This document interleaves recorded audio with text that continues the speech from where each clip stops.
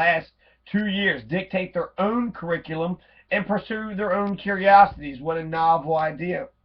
Instead of oppression, instead of taking away their human and American and Kentucky rights, we actually strengthen their rights and their independence and who they actually are. So we allow them to write down and say what they want to do, write down their own curriculums, and then they can pursue their own curiosities and use the teachers as administrators in order to complete the educational program that they themselves had designed, and also be able to make audibles and be able to go different routes if they want to, but to at least to be able to produce. So that way a learning happens. If there is progression, right? If you have somebody that's in the 12th grade who doesn't know how to read, it doesn't matter what you do if he doesn't, learn how to read. But I'm just saying, like, you could try to teach him, I don't know, pictures and stuff, and he could become a good debater, but he couldn't actually be able to read. So if you're teaching a 12th grader that's illiterate, what you want is for them to be more literate. You want progress to happen, and so you want progress to happen with all students.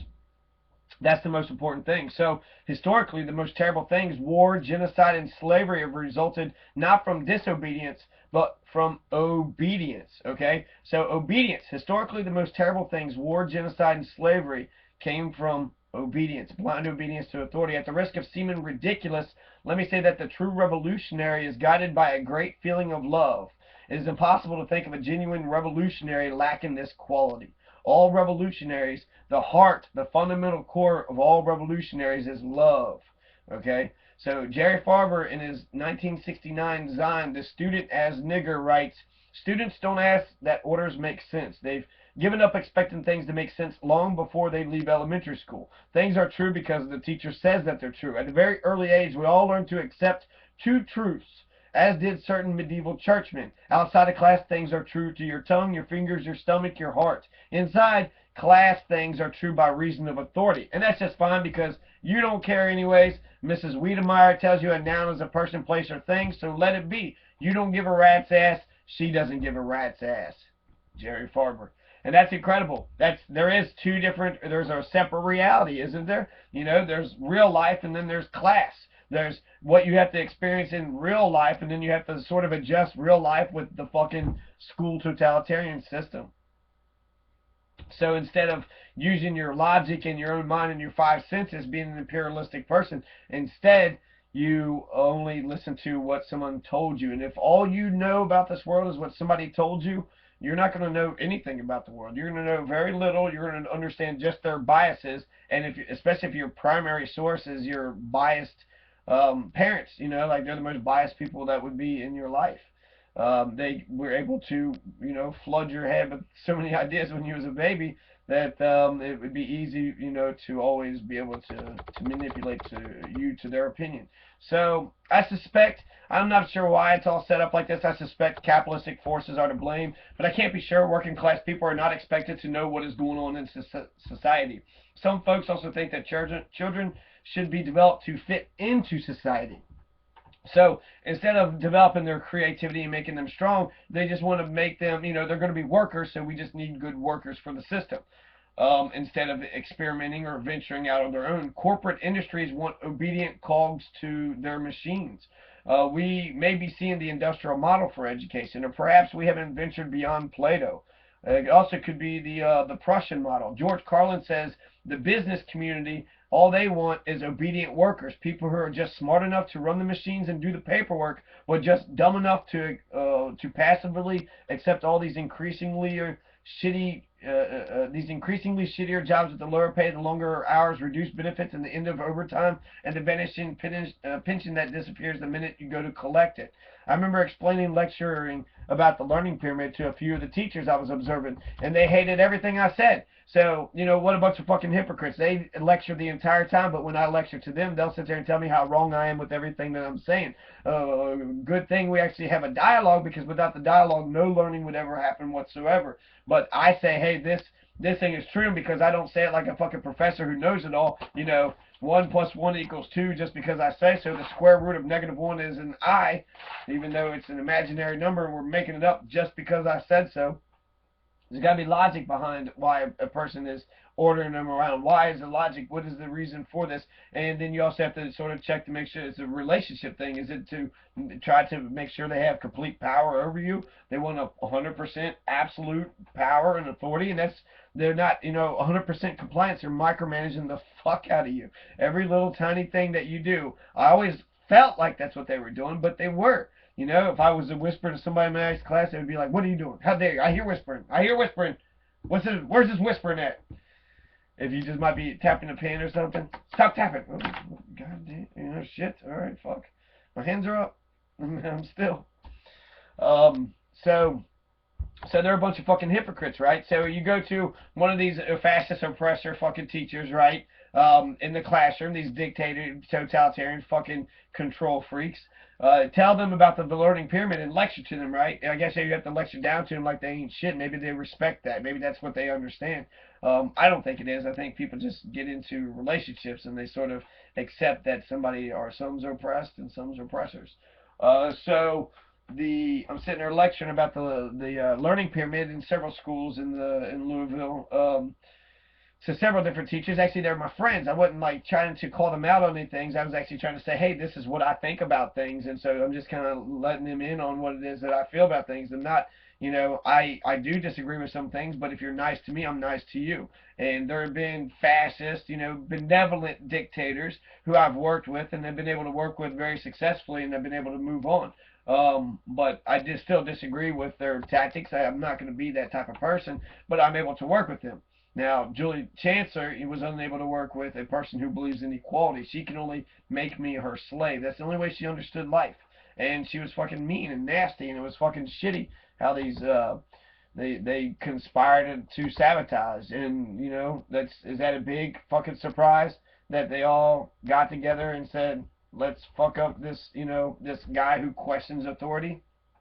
So you go to the learning pyramid just says that when you teach other people, you retain 90% of that. When you have a dialogue, you retain 50% of that. And when you have the experience, when you ride the bicycle, I can show you how to ride the bicycle. I can show you a YouTube video. I can explain it to you. But until you actually get on the bicycle, you won't actually learn it. So 75%, when you get on the bicycle, you're going to retain 75% of that knowledge of when you got on it and actually did it. So when you experience it, that's real learning. When you teach others, that's real learning. And when you have dialogue and you have a different set of, they're actually listening to each other, but one person saying this is the truth and another person is saying this is the truth, then learning happens because that clash of worlds has to either one has to take the other or the other one, they reject it. So either way, there is there's growth, right? Growth happens from that.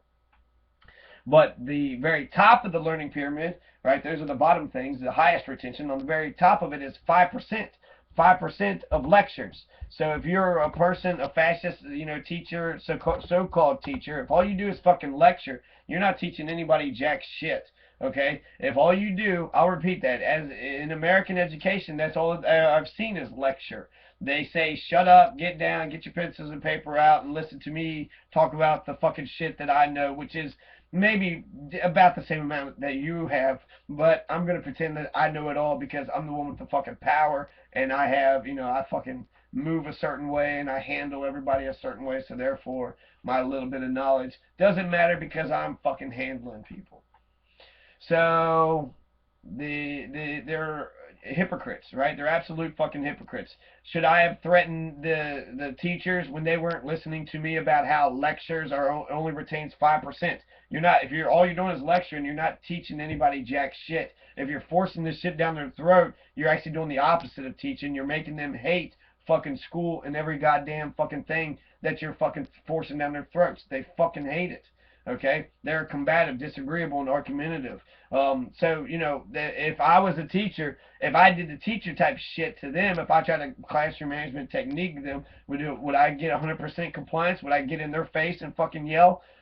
Kristen Harris fucking defended a teacher who does this. So if you get into a kid's face and you're like, what the, kid, do this, do your homework, how dare you, what are you doing, what are you doing? And then the kid doesn't do what he's told, and then you could say, Kristen Harris, she loves that stuff. She says, if you call that teacher a fascist, Nazi, pig, piece of shit, an oppressive, fascist, Nazi, piggish fucking piece of shit, then she, you know, she won't fucking like that. You can't criticize the person fucking pointing at the fucking kid's face, treating him like a damned asshole, fucking disrespecting him. How dare you, Jimmy, little Jimmy? You don't do your work. You're embarrassment to everybody. Why you keep doing this? And just pointing in the face. And then when someone says that she was acting like a Nazi, immediately Christian Harris says, "Well, we don't want to talk about them being Nazis." Well, she was a fucking Nazi piece of shit. It's a self-fulfilling prophecy. You get in someone's fucking face and insult them and treat them like an asshole, and that's supposed to motivate them in order to fucking do, what they want to do. Julie Sancer says you must yell at the students. This is JCPS, okay? This is the policy of JCPS is you must yell at the students. They blindly back this fucking piece of shit and her fucking fascist fucking asshole and her fucking rule, which it's not JCPS. It's not like in all these, different policies. Basically, people are just making this shit up. It's Julie Chancellor's law, okay? It's the law of Julie Chancellor. And I was trying to put like this under a house of somebody, but really there's no fucking, there's the biggest one, I guess, would be the way my fucking friend fucking stabbed me in the fucking back. And that was, I don't know if she was just willing and wanting to fucking do it, or what the fuck happened, or what the fuck changed, or maybe that was her plan the entire time. But the house of fucking Elizabeth Robbers. So you got Elizabeth Robbers, right? She's fucking stole $50,000 away from me because I want to talk about the Know Nothing Riots in class, right? It was talking about immigration, and I wanted to speak about it, and she had no fucking reason for why I couldn't speak about it, except for I was excited about it, and it was interesting. It was something I knew a lot about, and I wanted to share a piece of information to the students. She was really against that. She wanted me to be insecure. She wanted me not to have any confidence, and she wanted the students to, I'm not sure, either she wanted me to be just like her, a fascist fucking dickhead who boringly fucking said lectures where only 5% was being retained, and if anybody got out of line, then I would have to be a fascist dickhole just like her, right? Because that's what they're teaching, to be a fucking asshole. In order to get classroom management, you become a fucking asshole. And you have to publicly bout it out, right? With certain people, you got to have some people use as scapegoats. You got to, set the pace, set the example, and make sure everybody knows you're the one that's in charge. Teach like a champion. This is what Spalding University, the book that they use, and on page the fucking it's 100% compliance. Technique number 36 is 100% compliance. 100%. If you don't achieve this, you make your authority subject to interpretation, situation, and motivations.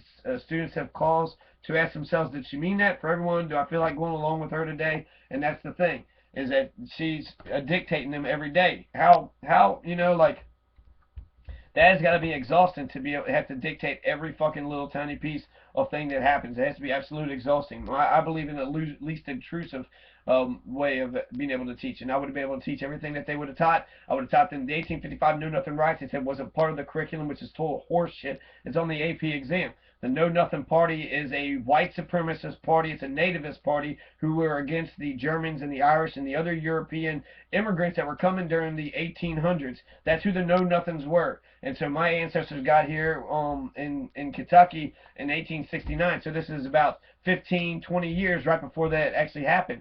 That is totally relevant to my ancestors getting here. It shows how the Irish and the Germans were treated when they first came into America, and the white anglo-saxon Protestants fucking hated the Irish and the Germans. They only expected you to be one type of person, right? So the fascist, totalitarian, white supremacy. We've seen this since 1492. We see this still in the classrooms. You want to sit there and talk about, white privilege? Well, the Ku Klux Klan, they were defending white womanhood.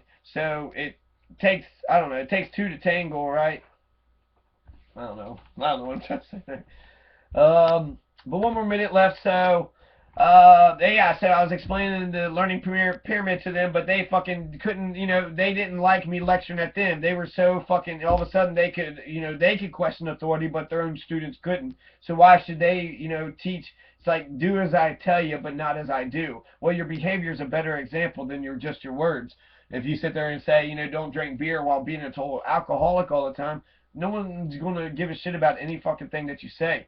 So I'd love to see how well a classroom of teachers would be to an oppressive dictator. And I guess I'd love to get that chance soon enough. So when you see the principal and all the teachers, I would love to see that meeting, because the teachers are oppressing classrooms full of people. Now, are the teachers, are they obedient and quiet just like the students, or do they stand up, and do they not like the oppression that they're being put in? Does the oppression make sense to them? Because at Spalding University, every white woman that graduates out of Spalding University was very comfortable with the oppression, the fascism. They liked that somebody was in order or in charge, telling them what to do and give them a nice clear path of what it is that they needed to do, and they didn't want to have to think for themselves. And they're gonna be shitty fucking people. They're gonna be fucking fascist Nazi dickholes, and they're gonna be passive to their superiors. So fuck Spalding University.